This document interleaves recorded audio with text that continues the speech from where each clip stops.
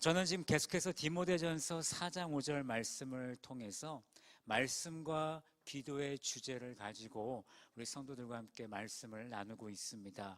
우리 서머나 성도 모두 23년 한 해를 마무리하는 그 시점에서 지난 10개월의 삶을 통해서 말씀과 기도로 다시 시작하기를, 내가 정말 열심히 해왔는지, 내가 말씀과 기도로 거룩한 삶을 살았는지 한번 점검해 보셨으면 좋겠습니다. 여러분들이 그동안 잘 해오셨다라면 남은 2달도 열심히 감당하셔서 다시 시작해서 거룩한 삶을 살아가시고요. 내가 지난 10개월 동안 부진했다, 여러분 좌절하지 마시고 나를 자책하지 마시고 다시 시작하셔서 말씀과 기도로 거룩한 남은 2달을 또 사시면 되겠습니다. 그리고 내년에 또 그렇게 살아가면 되겠죠. 그래서 그것이 잘 안 된다라면, 내 능력대로 안 된다라면 그냥 무작정 어떻게 해서든 막 하려고 하지 마시고요. 잘 안 된다 싶으면 하나님 앞에 기도하면서 말씀과 기도로 다시 시작하게 해달라고 한번 부르짖으시면 좋겠습니다. 성령님께 지혜를 구하고 인도하심을 구하는 우리 모든 성도들 되기를 예수님의 이름으로 축원합니다. 오늘은 기도에 빠져보자 라는 말씀의 제목으로 어떻게 하면 우리가 기도하는 성도가 될 수 있을까 함께 고민해보고 또 다짐하고 적용해보기를 원합니다. 무언가에 빠진다라는 것은 거기에 나의 마음이 있는 것이고 내가 또 그것을 좋아한다라고 제가 지난 성경에 빠져보자라고 했을 때 그런 정의를 내렸습니다. 오늘은 기도에 빠져보는 성도들이 되기를 간절히 소망하는데 오늘 저는 2가지를 여러분들과 나눌 겁니다. 첫 번째는 기도에 빠지기 위해서 우리는 기도의 자리를 만들어야 합니다. 우리 함께 선포해 볼까요? 기도의 자리를 만들자. 여러분, 예수님은 기도하셨습니다. 평상시에 기도하셨지만 중요한 일을 앞두고도 많이 기도하셨거든요. 예수님이 주로 가는 장소가 있었는데 마가복음 1장 35절 말씀해 보시면 예수님께서 전도 여행을 떠나시기 전에 아직 날이 밝기 전에 새벽에 한적한 곳으로 가셔서 기도했다라는 말씀이 있습니다. 또 12제자를 선택하시기 전에도 기도하셨거든요. 누가복음 6장 12절 말씀에 예수님께서 기도하시러 어디에 올라가셨죠? 산에 올라가셨습니다. 그리고 그곳에서요 밤이 새도록 하나님께 기도했다라고 말씀하고 있습니다. 마가복음 6장 46절 말씀에는 오병이어 사건 이후에 제자들을 벳세다로 보내시고 제자들과 작별한 후에 예수님은 기도하러 산에 올라가셨습니다. 누가복음 9장 28절 말씀에서는 예수님이 제자들과 산에 올라가셔서 기도하셨는데 예수님의 모습이 변화되었다라는 말씀이 있죠. 그래서 우리는 그것을 변화산이라고 하죠. 마가복음 14장 32절 말씀에는 예수님은 십자가의 죽음을 앞두고 겟세마네 동산에서 기도하셨습니다. 여러분, 예수님의 기도의 자리는 어디입니까? 한적한 곳 산에서 예수님은 기도하셨습니다. 예수님의 기도의 자리는 산입니다. 사람들이 많이 다니는 북적북적한 산이 아니라 한적한 곳, 사람이 잘 다니지 않는 조용한 곳, 하나님과 깊은 교제를 위해서 우리 주님께서는 그런 곳을 기도의 자리로 선택하셨다라는 것입니다. 여러분, 생각해 보세요. 내 기도의 자리가 있고 없고의 차이가 얼마나 클 것 같습니까? 기도의 자리가 있다라는 것은요, 내가 기도하고 있다라는 거예요. 기도의 자리가 없다라는 것은 내가 기도하지 않고 있다. 기도하지 않는다. 기도의 자리가 있으면 기도할 수 있는데 기도의 자리가 없다라는 것은 내가 기도하지 않는다. 정말 슬픈 이야기죠. 우리 사랑하는 서머나 성도들도 예수님처럼 산으로 가기 원하십니까? 예수님은요, 본인의 그 기도의 자리를 우리에게 말씀으로 알려주셨습니다. 하지만 우리에게 뭐라 그러셨냐면 산으로 가서 기도하라고는 말씀하지 않으셨어요. 그 모범을 보여주신 것이죠. 기도의 자리를 챙기셨다는 얘기입니다. 그런데요, 예수님은 마태복음 6장에 보시면 우리에게 기도의 자리를 제시해 주고 계십니다. 마태복음 우리 6장 6절 말씀을 다 같이 한번 찾아보겠습니다. 마태복음 6장 6절입니다. 저는 뒤에 스크린에 말씀을 띄워드리지 않습니다. 다 찾으셔야 됩니다. 마태복음 6장 6절 말씀을 꼭 찾으시기 바랍니다. 마태복음 6장 6절 다 같이 찾으신 줄로 알고 한 목소리로 크게 읽어봅니다. 시작. 너는 기도할 때에 내 골방에 들어가 문을 닫고 은밀한 중에 계신 내 아버지께 기도하라. 은밀한 중에 보시는 내 아버지께서 갚으시리라. 아멘. 예수님은 너는 기도할 때에 어디에 들어가라고 하셨죠? 골방에 들어가서 문을 닫고 은밀한 중에 계시는 아버지께 기도하라라고 오늘 말씀하셨습니다. 예수님은 기도의 장소로 산이 아닌 골방을 제시해 주셨습니다. 여러분, 골방은요, 잘 보이거나 가족들이 막 사용하는 그런 방이 아닙니다. 정말 내가 소중한 물건을 보관하는, 보물을 보관해두는 그런 창고와 같은 곳이 될 수 있습니다. 오직 하나님과 나만 단 둘이 만나는 기도의 공간을 만들라라고 말씀하시는 것입니다. 여러분 집에 골방이 없지요? 예, 요즘에 골방 있는 집이 드뭅니다. 아니, 없어요, 그냥. 예. 그래서 이것을 좀 적용해 보면 나와 하나님과 단둘이 만날 수 있는 그 공간을 골방으로 만들면 된다는 것이죠. 지금 성도님들의 골방은 어디입니까? 하나님을 만나는 한적한 기도의 장소는 어디입니까? 여러분, 오늘 그 방을 여러분 정하시기 바랍니다. 나의 기도의 골방을 만드시라는 얘기입니다. 집에 골방 있잖아요. 혹시 요즘 아파트에 드레스룸이 대부분 있지 않습니까? 드레스룸이 있으면요, 드레스룸이 나의 기도의 골방이 되는 거죠. 서재가 있으면 서재가 나의 기도의 골방이 되고요. 자녀들이 장성해서 결혼해서 출가했다라면 자녀의 방이 나의 기도의 골방이 되는 것입니다. 집에 골방이 없다고요? 여러분, 교회가 여러분들의 골방이 되는 것입니다. 옆 사람에게 이렇게 권면했으면 좋겠습니다. 교회도 골방입니다. 교회에서 같이 기도합시다. 사실 주위를 둘러보면요, 기도의 자리는 많이 있습니다. 내가 기도의 자리를 온전히 사수한다라면 저와 여러분들은요, 금방 기도에 빠질 수가 있는 것입니다. 그러면 우리는 언제 기도의 자리를 사수해야 될까요? 새벽 5시 55분, 금요 저녁 8시 30분, 주일 오전 10시. 제가 드린 이 시간은요, 우리 교회가 기도하는 시간입니다. 교회 나오셔서 기도하라는 얘기죠. 교회에서 골방의 시간을 가지시라는 얘기입니다. 기도의 자리를 사수하기를 간절히 원하시는 우리 서머나 성도 여러분, 내가 도저히 기도할 시간이 없다고 하시는 성도들은요, 제가 지금 방금 알려드린 시간에 나오셔서 우리 함께 기도했으면 좋겠습니다. 여러분, 이른 아침과 늦은 저녁 시간입니다.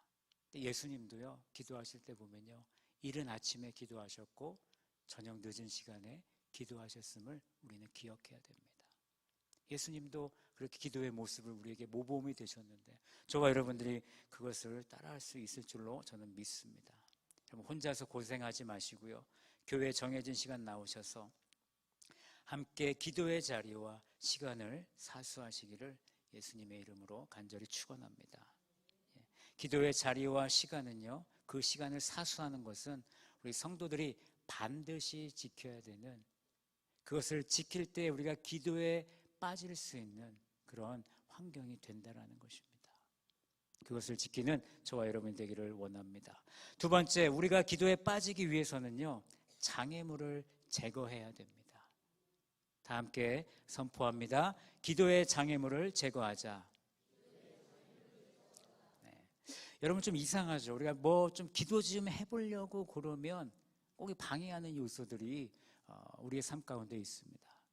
내가 아침에 일어나서 드레스룸에 들어가서 주님 이 골방의 시간을 갖겠습니다 라고 기도하려고 하는 그 찰나에 아침에 갑자기 드레스룸을 두드립니다.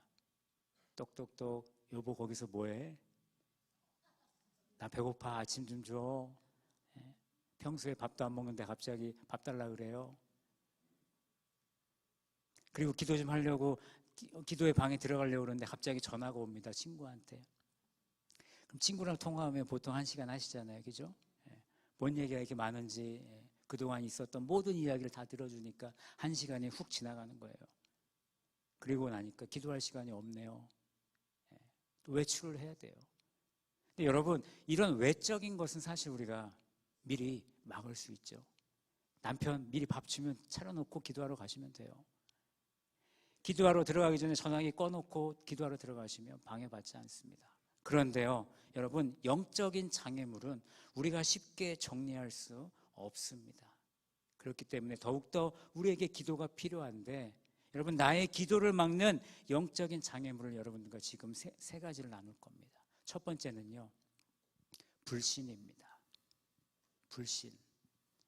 여러분 기도는 믿음을 가지고 해야 되는데 예수님께서 마가복음 11장 24절에서 이렇게 선포하셨습니다. 그러므로 내가 너희에게 말하노니 무엇이든지 기도하고 구하는 것은 받은 줄로 믿으라. 그리하면 너희에게 그대로 되리라 라고 분명히 말씀하셨어요. 하나님께서도 그러셨잖아요. 너는 내게 부르짖으라. 내가 너에게 응답하겠다.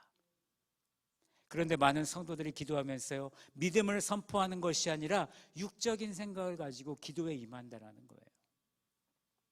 에휴 주님이 뭐 이런 기도까지 들어주시겠어? 의사가 나 이렇게 몸이 아프다고 그러는데 나 얼마 남지 않았다고 그러는데 우리 주님이 이걸 고쳐주시겠냐고. 의사가 죽는데. 여러분 기도하면서 우리의 경험과 생각이 주님의 생각보다 앞서고 있다는 것입니다. 그게 불신이에요. 믿음은 없고 불신이 지배하는 그런 기도를 내가 하고 있는 것은 아닌지 우리의 기도를 돌아봐야 되는 겁니다. 여러분 우리가 기도할 때 불신과 의심을 가지는 사람을 야고보는 무엇이라고 표현했냐면 바람에 밀려 요동하는 바다 물결 같다라고 이야기했습니다. 여러분 바다 가보셔서 아시잖아요.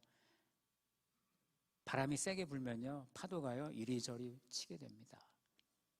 그런 사람은 무엇이든지 주님께 얻기를 생각하지 말래요. 왜냐하면 그의 마음에는 두 마음을 품었기 때문입니다. 여러분도 혹시 기도하시면서 두 마음을 품으면서 기도하십니까? 그 기도가 주님이 들으실까요? 그 기도를 할 때 우리가 기도에 빠질 수 있을까요? 생각해 보시기 바랍니다. 여러분 기도할 때는요 오직 믿음으로 구해야 되는 줄로 믿습니다. 조금 더 의심하지 마시고요 불신하지 마시고 그 의심과 불심은 기도의 마음이 아니다라는 그런 확신을 가지고 믿음만을 가지고 기도할 수 있는 우리들이 되기를 원합니다. 구했으면 받은 줄로 믿으시기 바랍니다. 두 번째는 나의 기도를 막는 영적 장애물은요 남을 용서하지 않는 마음입니다. 예수님은 우리에게 분명히 세 계명을 주셨어요. 가장 큰 계명을 주셨어요. 하나님을 사랑하고 이웃을 사랑하라라고 분명히 말씀하셨습니다. 그리고요 내가 너희를 사랑한 것 같이 너희도 서로 사랑하라라고 분명히 말씀하셨어요. 서로 사랑하라고 하신 예수님께서 마가복음 11장 25절에서 이런 말씀을 하세요. 다 같이 한번 찾아볼까요? 마가복음 11장 25절입니다. 마가복음 11장 25절 말씀 다 같이 찾고 읽도록 하겠습니다. 마가복음 11장 25절 다 같이 읽습니다. 서서 기도할 때에 아무에게나 혐의가 있거든 용서하라. 그리하여야 하늘에 계신 너희 아버지께서도 너희 허물을 사하여 주시리라 하시니라. 아멘. 여러분 서서 기도하는 것은요 유대인들이 공개적으로 기도할 때 서서 기도했거든요. 근데 예수님이 그렇게 기도할 때 한 가지를 지적하시는 것이 뭐냐면 아무에게나 혐의가 있거든 이라는 말씀을 해주세요. 여러분, 혐의가 있다는 것은 뭐냐면 원한을 가지고 있다는 겁니다. 다른 사람에 대해서 원한을 갖고 있다는 거예요. 누군가를 반대하고 미워하는 마음을 품고 있다는 거예요. 예수님은 지금 기도하기 전에 그런 마음을 갖고 기도하지 말라는 거죠. 서로 대립하고 미워하는 사람들을 찾아가서 용서를 구하라는 것입니다. 용서를 구하고 와서 기도해라. 사랑하라는 것이죠. 믿음의 사람들이 용서할 때요, 하늘에 계신 아버지께서도 너희 허물을 사하여 주시겠다라고 오늘 말씀해 주고 계시잖아요. 여러분, 내가 사람의 잘못을 용서하면요, 하늘에 계신 하나님께서도 나를 용서해 주시는 줄로 믿으시기 바랍니다. 마태복음 5장 23절에 보시면요, 예수님이 이런 말씀도 해주셨어요. 헌금에 관한 건데, 헌금을 드리려고 왔는데 갑자기 내가 누구를 미워하는 마음이 있는 거예요. 나랑 뭔가 안 맞는 사람이 생각이 떠올려지는 거예요. 그러면 그 헌금을 어떻게 하라 그럽니까? 드리는 게 중요한 게 아니라 그 헌금을 제단 앞에 내려놓고 그 사람 찾아가서 용서를 구하고 와서 하나님 앞에 드려라라고 말하는 거예요. 똑같은 거예요, 기도도. 우리가 헌금을 드리고 기도하고 예배를 드릴 때는요, 사랑의 마음이 가득 넘쳐야 함을 말씀해 주고 있는 것입니다. 미움과 시기와 질투는 결국 하나님과 우리와의 그 관계를 어떻게 되는 거예요? 막아주는 거예요. 그런 마음으로 우리가 기도하고 있다고 생각해 보세요. 그 기도는, 여러분, 그 마음은, 미움의 마음은 결국 우리의 기도를 막는 장애물이 되는 것입니다. 여러분, 우리가 사람을 보면요, 끝까지 용서할 수 없습니다. 이상하죠? 네. 사람을 보면 용서할 수가 없어요. 근데 먼저 우리가 누구를 바라봐야 됩니까? 예수 그리스도를 바라봐야죠.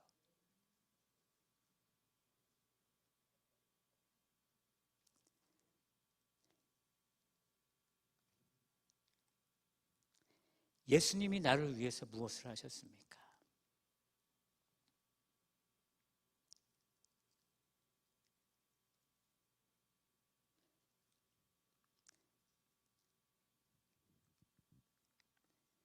죽을 수밖에 없는 나를 위해 십자가를 지셨고 피 흘려 죽으셨고 다시 오시겠다라고 약속하셨는데 왜 그랬죠? 나를 사랑하셔서.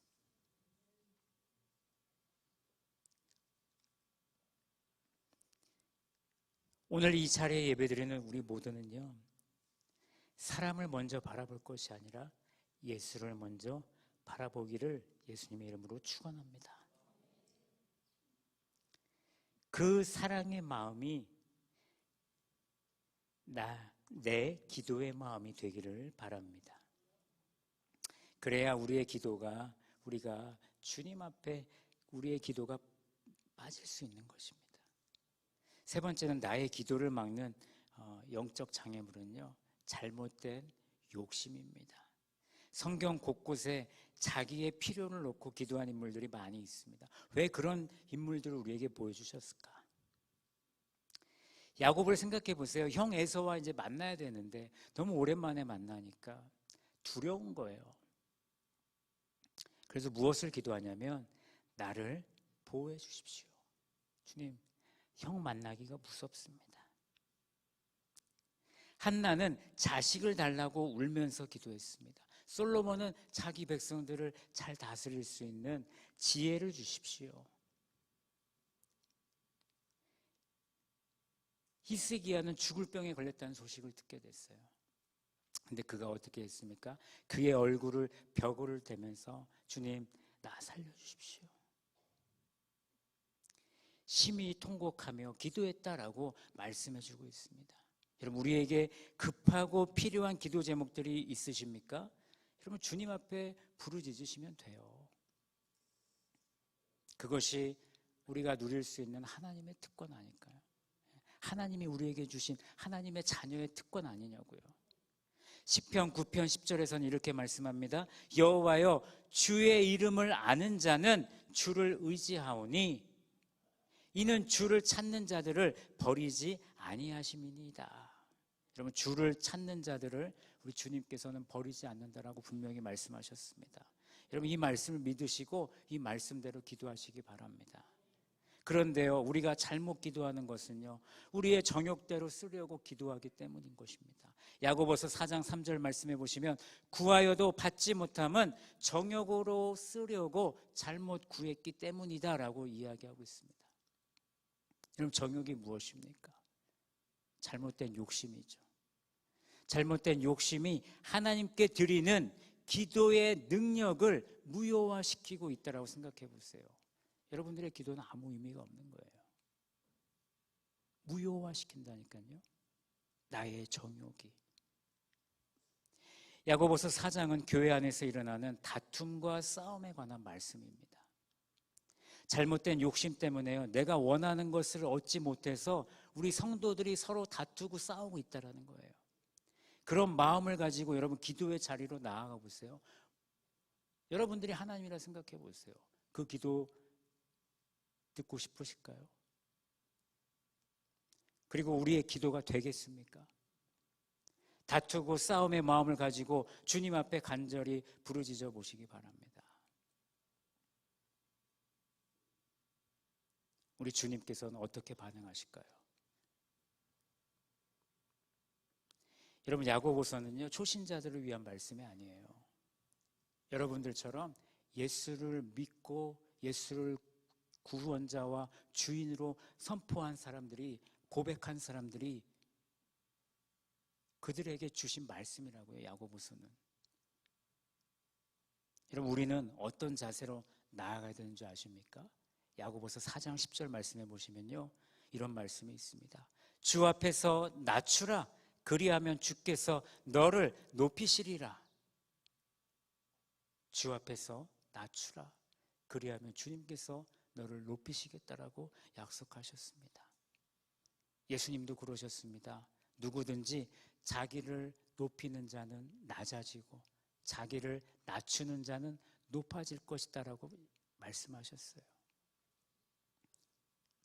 여러분, 욕심을 버리고요, 주님 앞에 겸손의 마음을 품고 겸손의 옷을 입을 수 있는 우리 서머나 성도들이 되기를 예수님의 이름으로 간절히 바랍니다. 여러분, 기도에 빠져 살고 싶은데 내가 왜 기도에 빠져 살지 못하는가? 나는 왜 기도에 빠져 살지 못하는가? 여러분, 기도의 장애물, 오늘 함께 나눈 세 가지를 기억하시기 바랍니다. 내가 기도할 때 불신의 마음을 가지고 기도하는가?